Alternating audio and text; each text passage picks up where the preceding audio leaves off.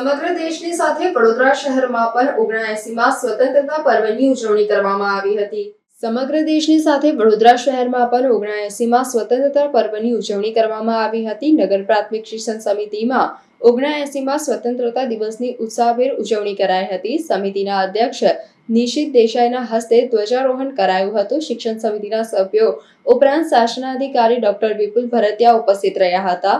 URC, CRC સહિતના આચાર્યો, શિક્ષકો અને વિદ્યાર્થીઓ ધ્વજવંદનના કાર્યક્રમમાં જોડાયા હતા। પ્રથમ વખત વિદ્યાર્થીઓ દ્વારા ટેકનોલોજીનો ઉપયોગ કરી બનાવેલા રોબોટનો નિર્દેશ કરાવ્યો હતો। વિદ્યાર્થીઓએ બનાવેલ રોબોટ દ્વારા સમિતિના અધ્યક્ષને ધ્વજવંદન માટે આમંત્રિત કરાયા હતા। આગામી વર્ષોમાં પણ બાળકો વધુ ટેકનોલોજીનો ઉપયોગ કરશે તેવી આશા વ્યક્ત કરતા સમિતિના અધ્યક્ષ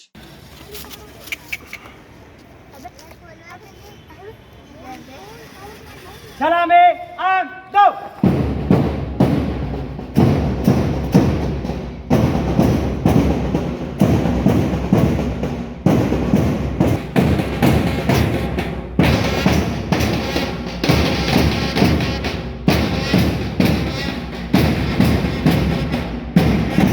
સમગ્ર નગર પ્રાથમિક શિક્ષણ સમિતિના સમગ્ર શિક્ષકગણ, મારા વાલા બાળ મિત્રો, મારી સાથે મારા સભ્યશ્રી, સાથે મુખ્ય શિક્ષકો અને જે લોકો અહીંયા જોડાયા છે, આજુબાજુના નાગરિકો અને મારા વાલી મિત્રો, આ દરેકને કે આ સ્વતંત્રતા દિવસે 1 વર્ષ પૂર્ણ કર્યા પછી મને 15 દિવસ બીજા થયા છે।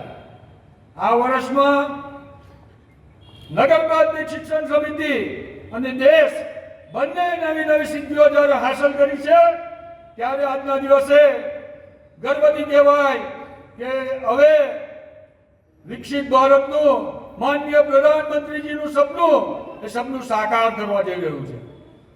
2047નું વર્ષ એ 2047નું વર્ષ એ વિકસિત ભારતનું વર્ષ હશે।